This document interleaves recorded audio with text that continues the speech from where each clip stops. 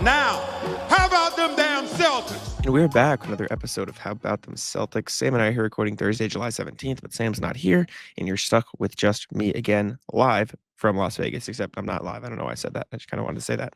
I'm here after the Celtics Summer League win over the Lakers, 78-87 final score for the Celtics. If Sam were here, he would probably say something along the lines of, anytime the Celtics can beat the Lakers, it's a good day, or it's a good win no matter what, Summer League, blah, blah, blah, blah. And that was kind of the sentiment after the game, too.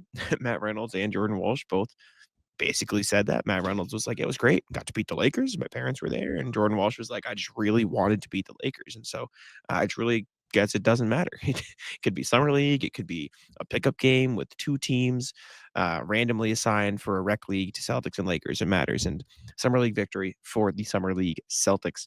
Bronny James got some of the biggest pops of the night and actually played pretty well in the second half. Had a disastrous first half with 6 turnovers, but had 18 and 5 total. But we're not here to talk about Bronny James. We're here to talk about the Celtics.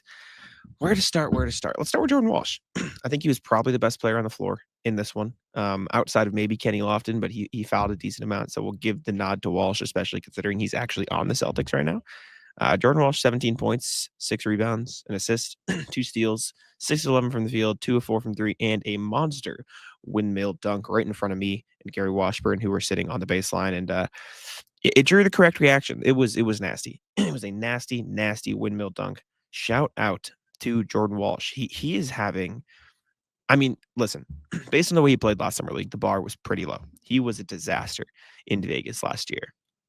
But even if he was like average last year, he has upped his game. He has been very, very impressive outside of getting ejected in the Heat game. By the time you're listening to this, I'll probably have an article coming out in a few hours about Jordan Walsh's intensity, or maybe it's already out now on Harvard Houdini. There was a bunch of stuff post game today about how much he likes to talk trash, how much he thinks he's improved, how every play nowadays he's not worried about, on ball creation or playing off the ball or playing role. He just wants to make a play to help the team win. And you saw that in this game.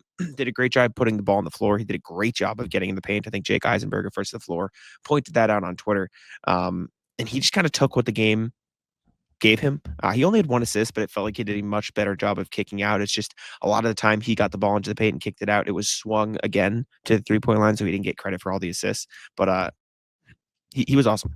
Jordan Walsh was really, really good in this game. He's been really, really good in Summer League outside. I think he had a slip up or a rough game in that second one they had against the Knicks. If my memory serves correctly, I think he had somewhat of an off night. But by and large, Jordan Walsh is showing some real promise. And going into a year where he's probably going to have some additional opportunities, this is what you want to see. He's still young. He's still, I suppose, a tad immature, if that's the term you choose to use. It feels a bit aggressive, but getting ejected in front of Brad Stevens probably isn't ideal. That said, he's making good basketball plays. He's making smart basketball plays. He's hustling on defense. He still needs to do a bit better job of staying in front of guys. All that athleticism is almost like too ready to pounce. He's too ready to go for the steal or the block or jump into a guy and put his body on him instead of just staying back and playing patient defense. But the shot's there. It looks good. 2 of 4 in this game against the Lakers, 6 of 11 from the field, did a great job driving to the rim, got himself to the free throw line 6 times, only made 3. Probably need to work on that, but his aggressiveness, his patience once he got downhill, he got feet in the paint constantly, but he didn't rush it when he got there. He took his time, found the right pass, or went up for a layup. Jordan Walsh has been great. 1 sec.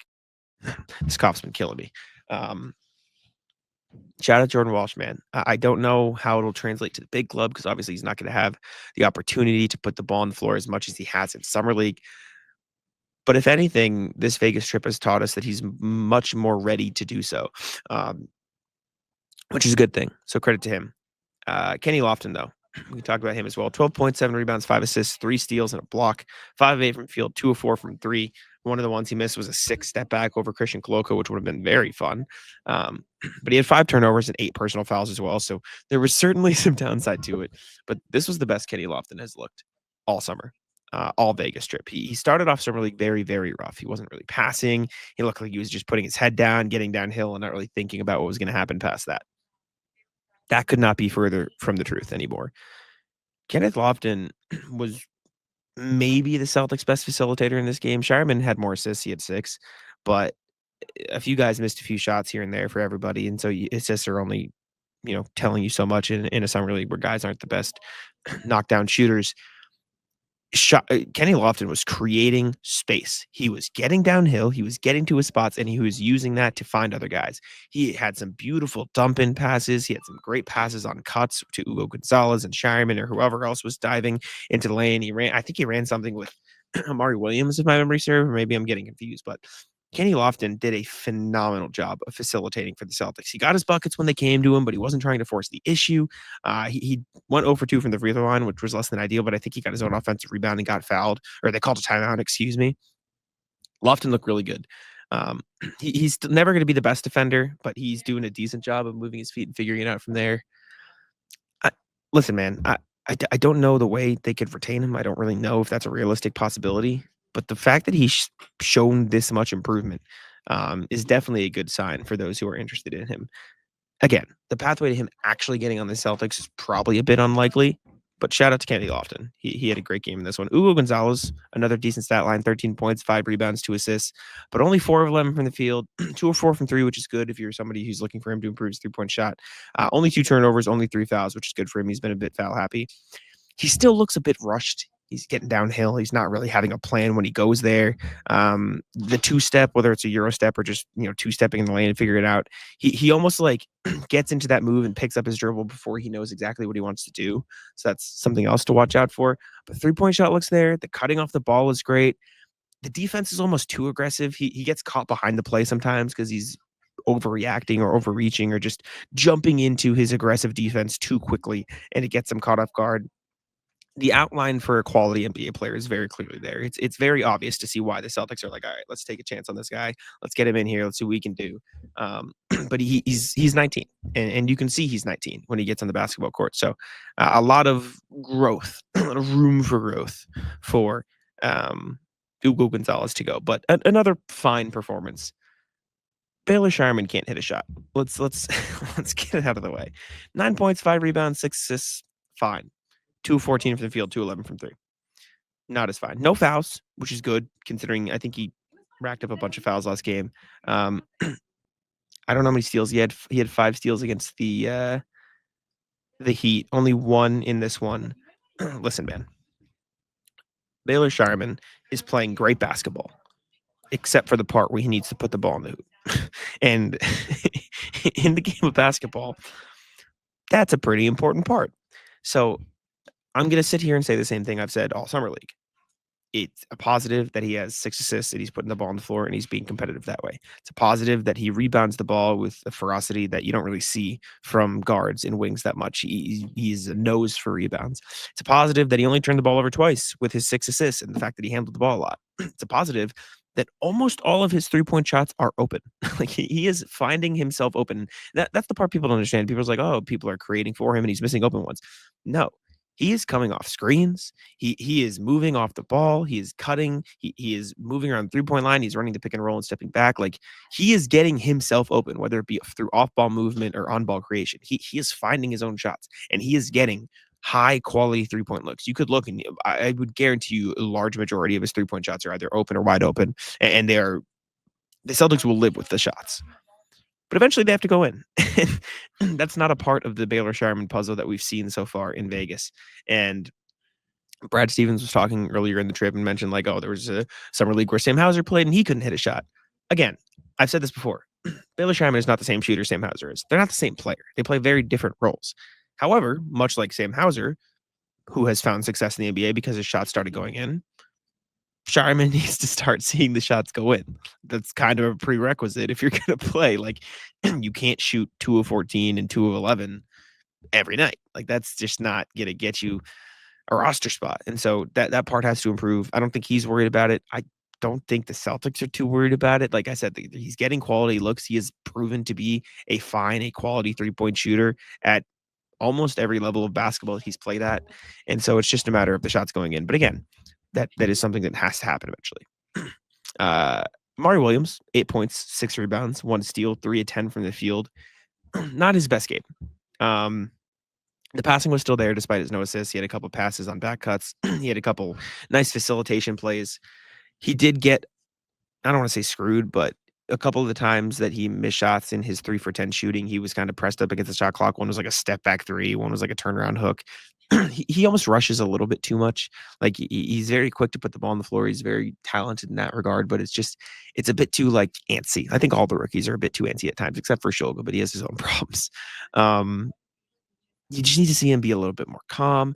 The screening's there, it's quality. The rebounding still needs to get there. He had 6 tonight, but you still see him like he almost like focuses too hard on the box out at times where he forgets to actually jump for the rebound. I saw that happen once I think it was the first half today. But Amari Williams still raw. You can see the outline of good player, but just needs to like compose himself a little bit more. Max Schulga, 4 points, 3 rebounds, 4 assists, 2 steals. 1 of 6 from the field, 1 of 3 from deep. Listen, 4 fouls, not great. 2 turnovers is not great, but he hasn't been a turnover guy. Like he hasn't turned the ball over a lot in summer league. Excuse me. I still like Schulga. I'm gonna plant my flag on Schulga Island. I stand by it. I think he's gonna be a quality player.